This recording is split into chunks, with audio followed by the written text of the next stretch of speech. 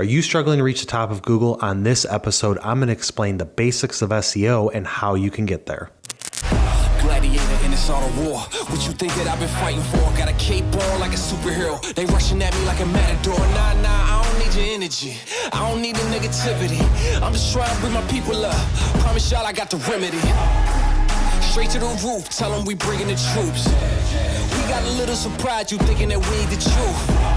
We give it 120, we never make an excuse. So go run and tell everybody down that we coming for you. What's up guys, Kyle Milan here, and whether you're listening to this on the podcast or watching on YouTube, please hit that subscribe button, turn on notifications, and leave a comment below with your thoughts. On this episode, we're talking about SEO basics. Now, I'm not going into the weeds on the nerd talk because it will bore a lot of people. We will do that in a separate video for those that want to watch. But today we're going to talk about the basics behind how to get to the top of Google. So let's first talk about search volume.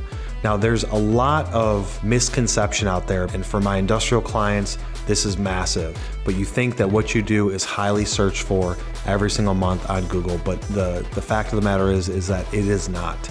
Now, when I say highly searched after, there's not 2, 3, 5, 10,000 searches a month for a lot of our industrial clients for what they do, even as the main service that they offer or the other keywords that support that main service. The volumes are typically in the 300, 500 searches a month.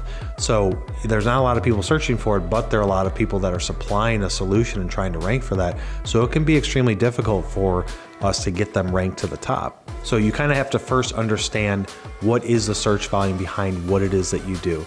Now there's tons of tools out there. The one that we use the most is SEM Rush.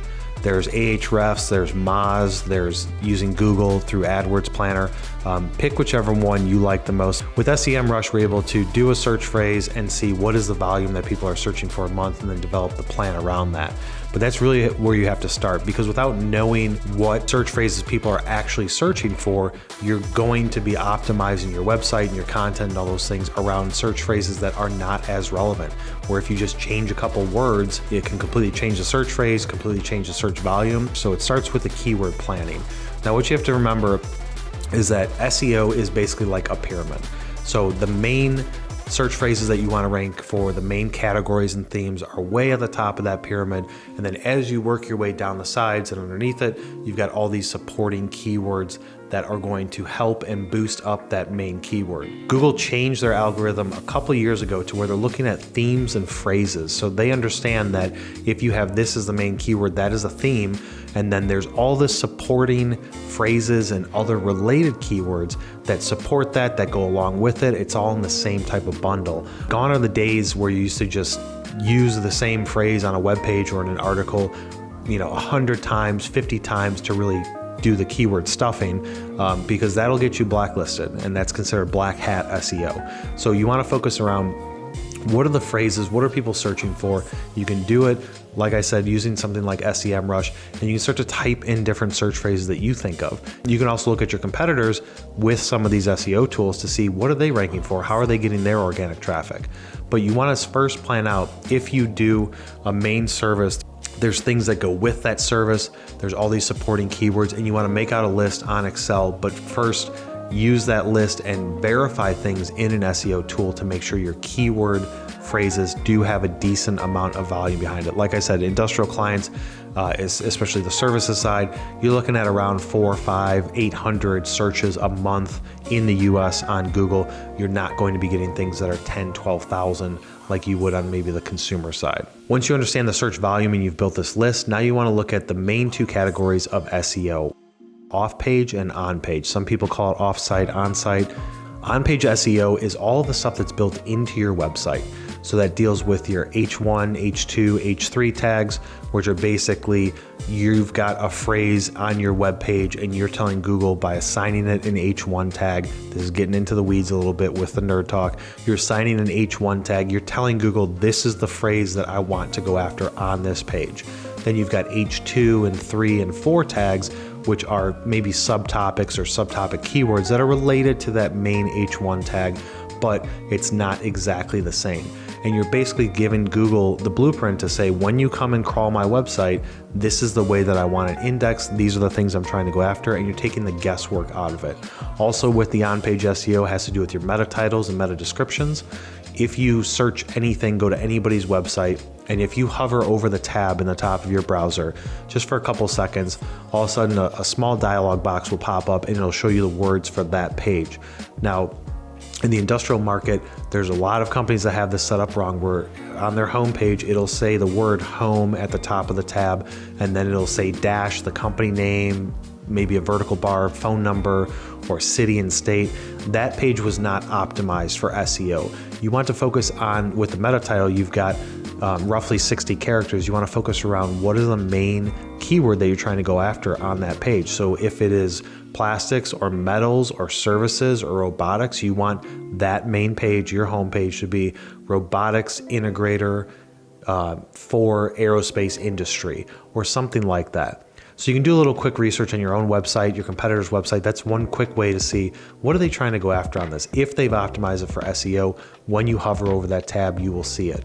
Now, when you do a Google search and you see the main meta title, which is has the blue link underneath it, underneath that is the meta description.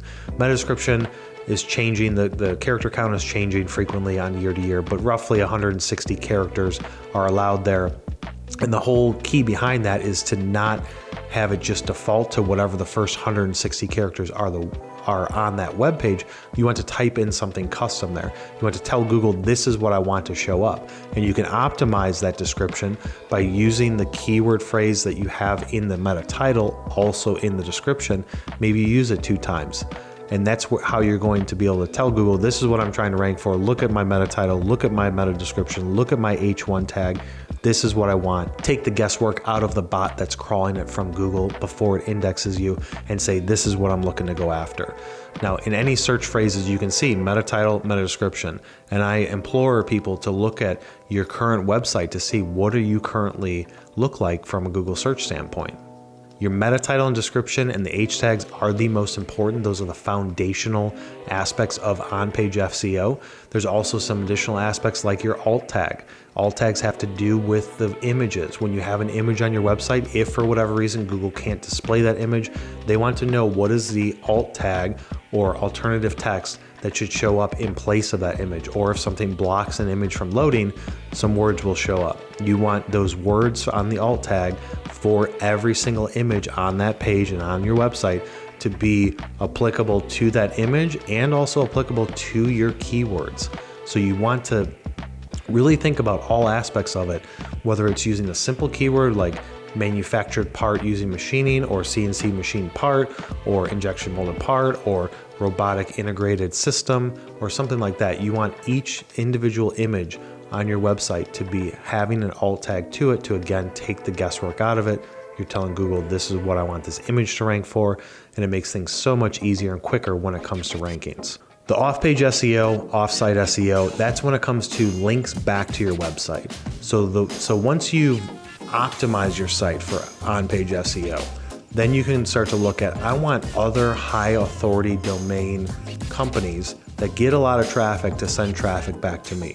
For the industrial market, that's going to be publications or other associations or things that are bigger than you are, or maybe not from a size standpoint, they just get more traffic, and write content for them, talk about, exhibiting at trade shows, things like that. All those links build up your backlinking profile, and that helps overall SEO.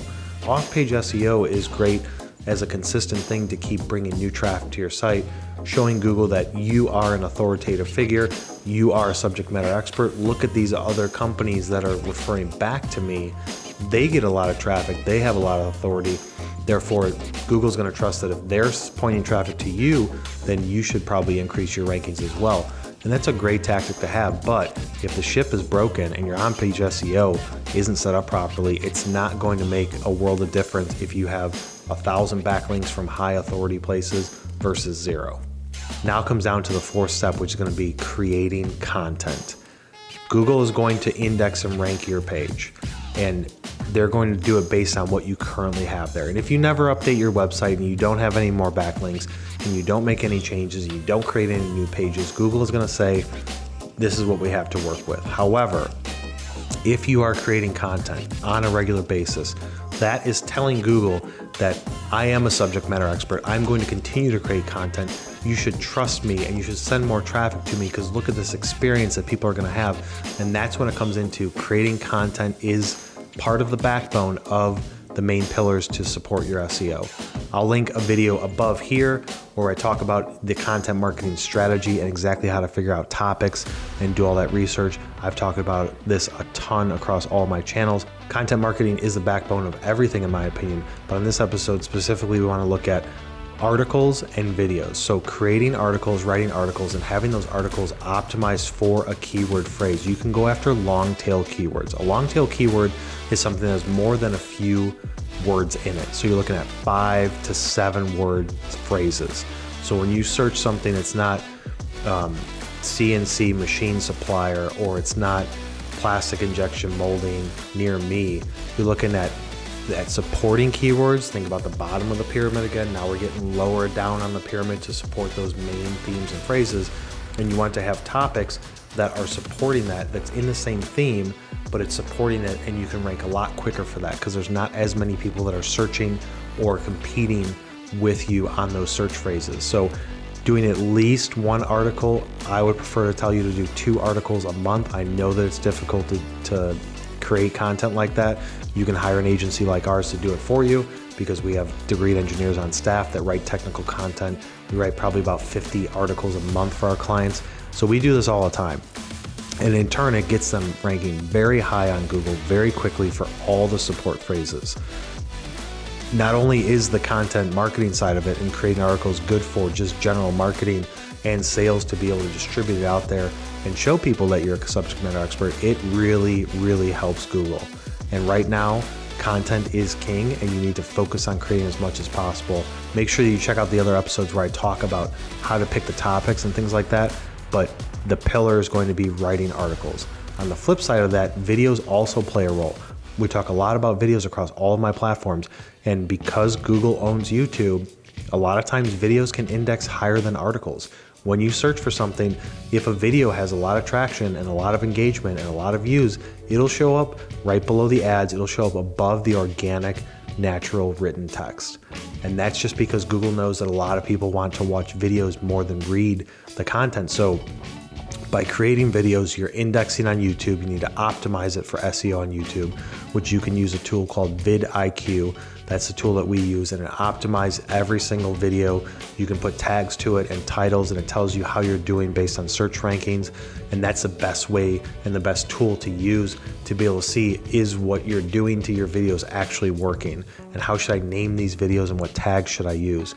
And so with that tool, you're gonna rank higher on YouTube. And then because you're ranking higher on YouTube, you might rank on Google, and that's going to support your articles, which is then going to support your main pages and all your service pages and your main homepage, and then everything just boosts up. So again, think of it like a pyramid. The main keywords and phrases at the top of that pyramid, and you've got all the supporting keywords and phrases and content below it. And that is really the best way to start to break into it, which you have to keep in mind, especially from my industrial clients and people in those industrial markets and services, is that there's not a lot of your competition that is actively, that's the keyword phrase there, actively focused on increasing their search rankings. They may be already there at the top, but they're not protecting it. They did something years ago, or for whatever reason, they just got lucky, and when they publish a new website, they jump to the top of Google. However, a lot of times those people are not defending it to where agencies like ours can slide in with an aggressive content strategy, with optimization from SEO on our clients' websites, and take over those positions very quickly, and then we became the authoritative figure. It's a lot more difficult for those people to climb back up unless they're creating a ton of content. So content is that backbone. Don't just focus on, I just want to optimize my website for SEO and on-page SEO and I'm good and then I'm done. No, that's when it starts. You need to focus on creating content to keep boosting you up. So hopefully you got some value out of this episode. If you have questions, comments, leave them in the comments below. Don't forget to hit that subscribe button, turn notifications on, and we will see you on the next one.